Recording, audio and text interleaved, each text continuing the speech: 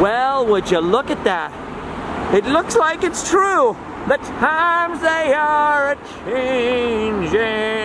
Say it ain't so. Say it's the sometimes blow. Yeah. It's a vlog. It happens sometimes. Look at all that Star Wars land construction down there. The biggest change to happen to Disneyland since Disneyland was an orange grove and then became Disneyland. Which is the most awkward way anyone's ever phrased the creation of Disneyland. But look at it.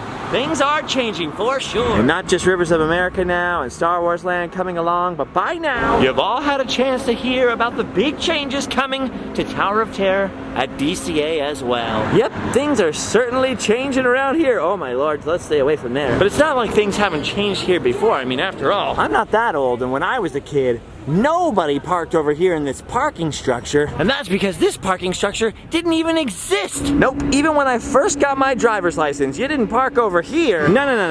You parked over here. For the first half of my life, this was the Disneyland parking lot. And believe it or not, there are actually a lot of people who were really upset when this became DCA. When I was a kid, no matter what they changed at Disneyland, people were excited. Like, oh my gosh, I can't wait till we get Toontown. Oh my gosh, I can't wait till we get Indiana Jones. That's gonna be so cool. And then we started hearing all those wonderful rumors that right across from the gates to our beloved Disneyland, right in the parking lot, we were gonna get our very own Epcot. Can you imagine how excited everybody was? There's gonna be another Disneyland right across from Disneyland. Our own version of Epcot. None of us on the West Coast really know what that means, but we're stoked. Then of course we didn't get anything like Epcot. We got DCA 1.0, which honestly was not very exciting. Kids today that have grown up with DCA and all the people freaking out over the changes to Tower of Terror might find this hard to believe, but at first, pretty much nobody liked DCA. Seriously, back then, hardly anyone could have imagined that anyone could be nostalgic to DCA or attached to it. As a matter of fact, most people I know, including some Disney Imagineers, were like, yeah,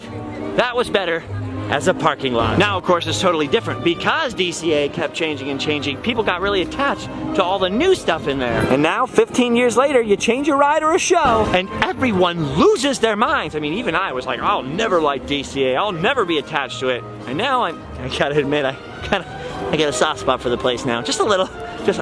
I like it. Anyway, all these changes have made me think about how much Disneyland itself has changed over the years. Probably even in a lot of ways I haven't even thought of. So I had this good idea, and I asked people on Twitter to send me some of their old family pictures of Disneyland so I could see how much this place has changed. First up is this picture of Main Street Station sent to me by Caressa. I really hope I'm saying your name right. She's on the far right of this picture taken in 1994, and as you can see, not that much has changed here in the front of the park. Looks like for the most part, Main Street Station has stayed exactly the same. But there is one odd thing I noticed. Take a look at the picture again. Take a look at Floral Mickey. The flowers obviously change colors every once in a while. They still do, but look underneath him at that wall. In the picture, the wall is made of concrete, but here in the modern day, the wall is made of brick. So 1994 to now, 20 odd years, not that much has changed in the very front of the park, but this wall is very different. See, looking at that wall, I would have thought, yeah, of course, that's been there since the 50s, it's brick, why not? But apparently not. Who knows when this wall was put in? That actually kind of blows my mind. It's a little detail, but I never would have noticed that. Now, so far, only a few people have emailed me their pictures. I actually just had this idea yesterday. So I only have a couple more to look at today, but still, this is pretty fun. Jennifer Evans sends me this photograph of Mickey from the early 80s. Now, if you look closely at the photo, that photo wasn't taken where Mickey's standing today. That photo of Jenna and Mickey was taken right here in front of this door, and the way I can tell is this brick thing here, but also the pattern on the bottoms of the doors of the Mad Hatter. So that's kind of weird because you can tell that this spot hasn't really changed since the 1980s. But look at Mickey again. Mickey's had something done to his face because he is looking pretty dang good. And who can blame him? After all, the guy's 88 years old. He's worked hard. He deserves to look however he wants. Dang, I hope I look that good when I'm 88. I hope I make it to 88. Oh. Main Street has stayed more or less the same since the 1950s. Lots of things have changed. We talked about in a lot of different videos, like This used to be the tobacco shop here behind our friend Jimberly. Yep, Jimberly knows all about change. Like how we started calling him Jimberly. Oh, he likes it though, don't worry about him. Now Jennifer also sent us some cool pictures of her family at Disneyland in the 1960s, but it's a lot harder to figure out where this spot is on Main Street, and this one here is on Tom Sawyer's Island, which we can't get to. Luckily, she did send us a couple more photos from the 1980s in the land that's changed probably the most in my lifetime. Actually, arguably, it's the land that's changed the most since the park opened in the first place. I'm talking about Tomorrowland. When I was a kid, from the 80s all the way into like the mid-90s, Tomorrowland was my favorite land. Words cannot express how cool Tomorrowland was in the 80s. I mean, it's still cool now, and I like it now, but it's changed so much. Now, all this gold stuff and the Astro Orbiter here, this is all copies of stuff they had at Disneyland Paris. So the whole entrance to Tomorrowland like this is a copy of something Disney built in '92, and then they stuck here in 1998. And at the same time that they added all of this stuff, they took away the most glorious ride of them all, in my humble opinion, The People Mover! At one point, this beautiful stretch of now abandoned track housed the People Mover. And I loved the Disneyland People Mover. I did a whole video about the People Mover and its history on my other channel, youtube.com/livefasttype4. So go and check that out if you're interested in the People Mover. Well, back when this lovely track was the People Mover track, the rocket ship ride like this was actually all the way over here on the opposite end of the track. And the whole place really just looked completely different, color scheme wise especially. Everything in the Tomorrowland of my childhood was painted white, some version of white, so the whole place kind of looked like a space shuttle. I always have the hardest time explaining now to people just what Tomorrowland looked like back then. I have a really hard time explaining why it was so captivating. Probably because I was like 5 years old, you know, so it was like, wow, the future! See, look up there. That thing with just a big, giant decoration, that was the People Mover loading platform. And the rocket ride sat right up there on the tippity top. And just like in Walt Disney World today, you had to take an elevator up to there, up onto the launch platform before boarding your rocket. Actually, pretty much exactly like Walt Disney World is now, although Walt Disney World is also decorated very differently than it was back in the day. Besides doing a whole video about the People Movers history, I also did a whole video about another missing Tomorrowland attraction's history. The Skyway to Fantasyland. At one time, there were sky buckets carrying people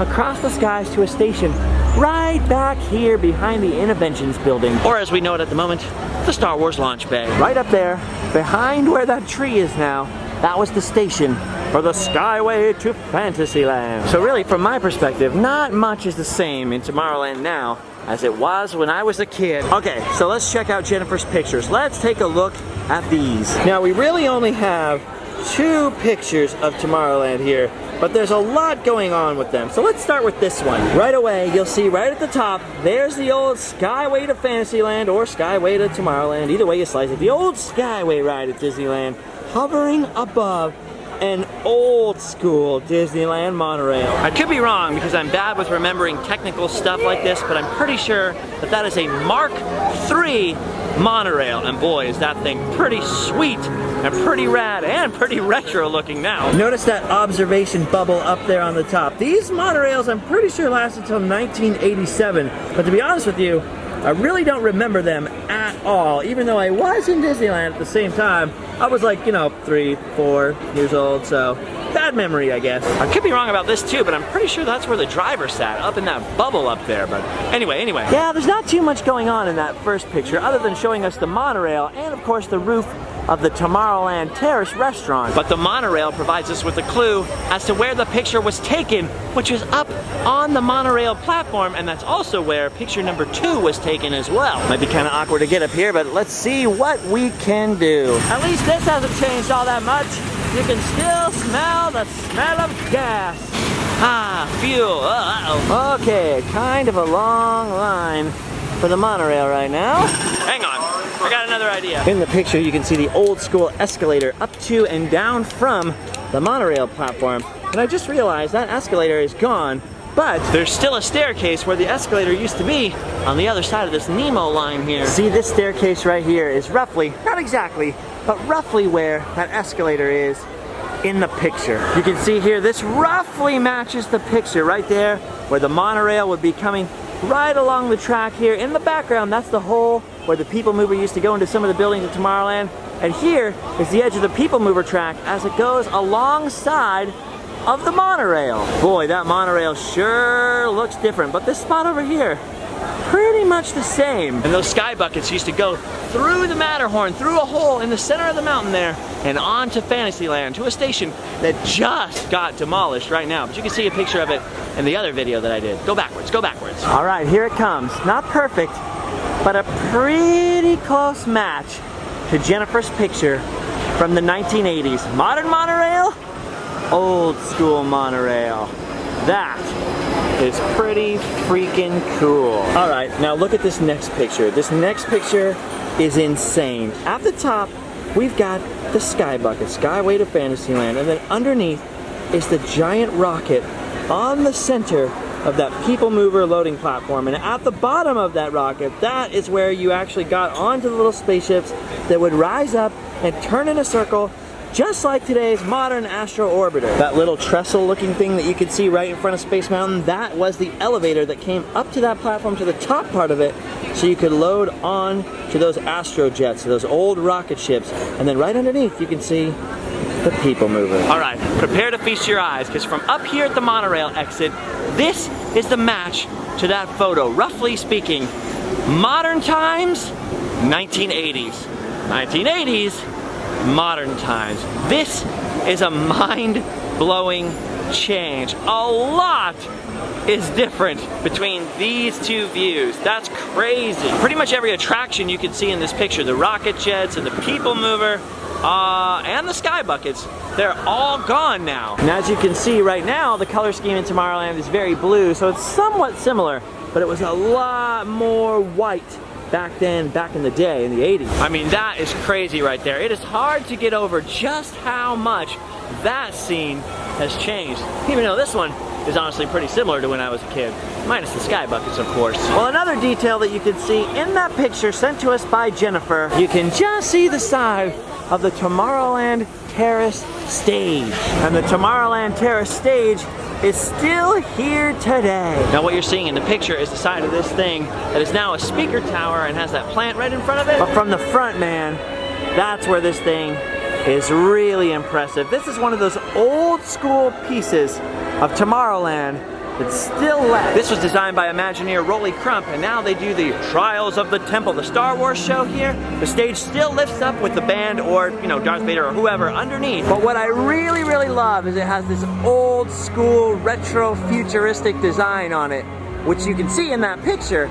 It's just a part of old classic Tomorrowland that's still here. See, when you look at that picture, even from the 1980s, even into the early 90s, Tomorrowland still had that very mid-century modern futurism about it. In the late 90s, they really tried to cover that up at Disneyland, but it looks like more and more they're accepting their destiny, because honestly, if you look at the architecture of almost every building in Tomorrowland, you can still see the 1950s everywhere. I mean, look at how Jetsons looking everything is. The launch bed, the pizza port here. Whose roofline, by the way, is actually based on that fin from the old McDonnell Douglas aircraft logo, which I think is actually 1960s, but still.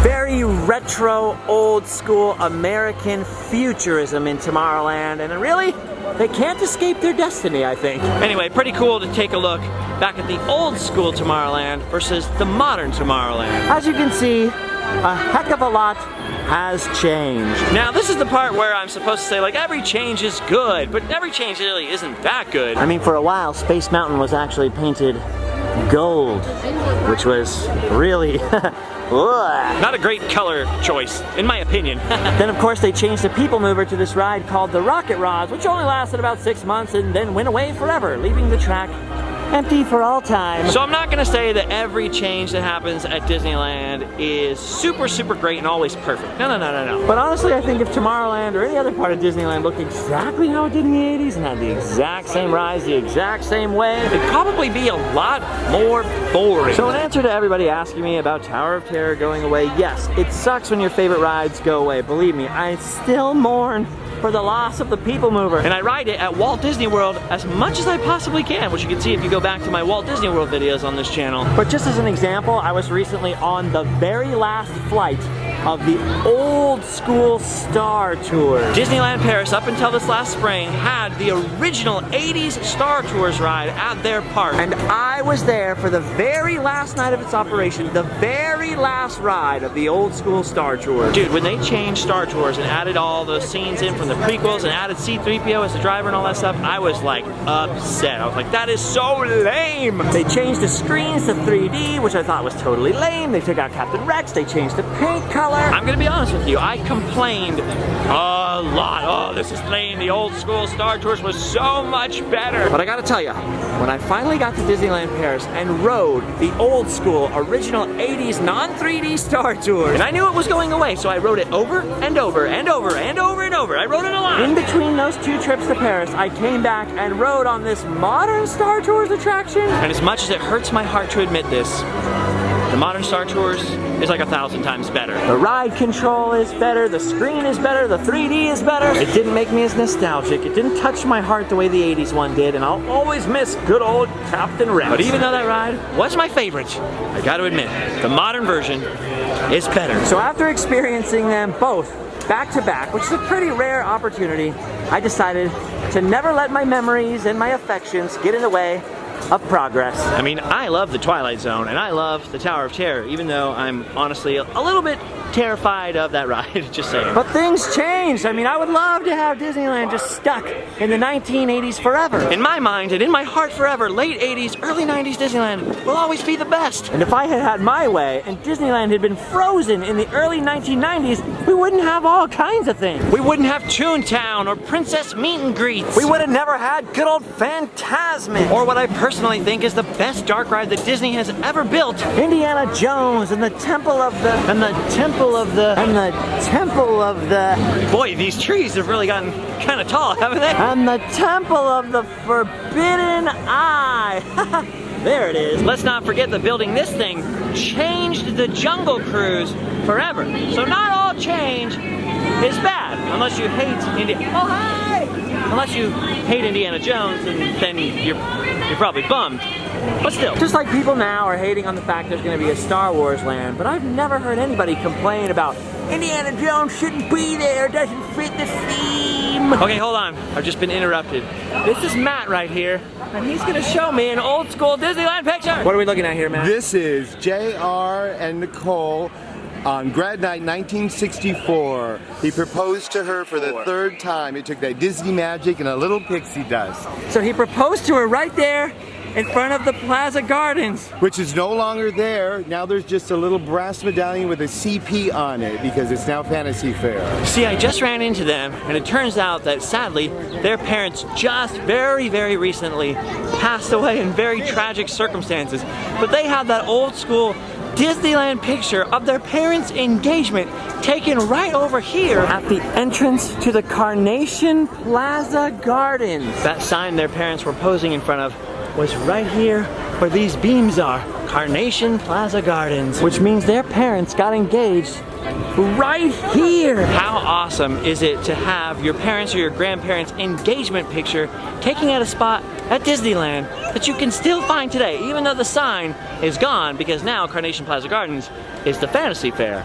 Such a cool piece of Disney magic to have those memories and to know where they happen. So even though change does happen here, It's not always for the worst. For example, this used to be Carnation Plaza Gardens. people did a lot of dancing in this theater, a lot of swing dancing, but now, of course, it's the Princess Fantasy Fair. Where about a zillion little girls and some little boys, not like me or anything, get to meet their favorite princesses. Maybe even become a princess. It might be different than it used to be, but it's still a beautiful, beautiful thing. Anyway, the point I was trying to make earlier is that if we froze Disneyland where I loved it the most in my childhood, We wouldn't have any of those modern attractions that so many people love, like Indiana Jones, etc. and we wouldn't have DCA in the first place. So, some change is good. So as much as I love Tower of Terror, I guess my thoughts right now are, well, just ride it as much as possible, make as many memories with the old gal as possible. And wait and see. Plus, don't forget, we always have Disneyland Paris because they have an exact copy of this version of Tower of Terror and I highly doubt that they're going to be changing that one anytime soon. Plus, from what I understand, the Walt Disney World one is going to remain intact as well. And while I'm not the biggest fan of this particular change, mostly because I'm just a huge Twilight Zone fan, and I actually like Tower of Terror. One thing I do think is cool is having different attractions and different parks and different resorts, etc. Like, I think it's cool that DCA will have its own different attraction, different than Tower of Terror in Hollywood or Paris, you know what I mean? So, depending on your point of view, there could be a silver lining. Yeah, a silver lining. Maybe it's not all that bad, huh? Change is good. But I know, most of you are gonna think, this totally sucks! So go ahead, get it out of your system. Let me know down below in the comments. Do you think this Tower of Terror change is cool? It might be cool. Maybe it's kind of cool, or does it totally suck?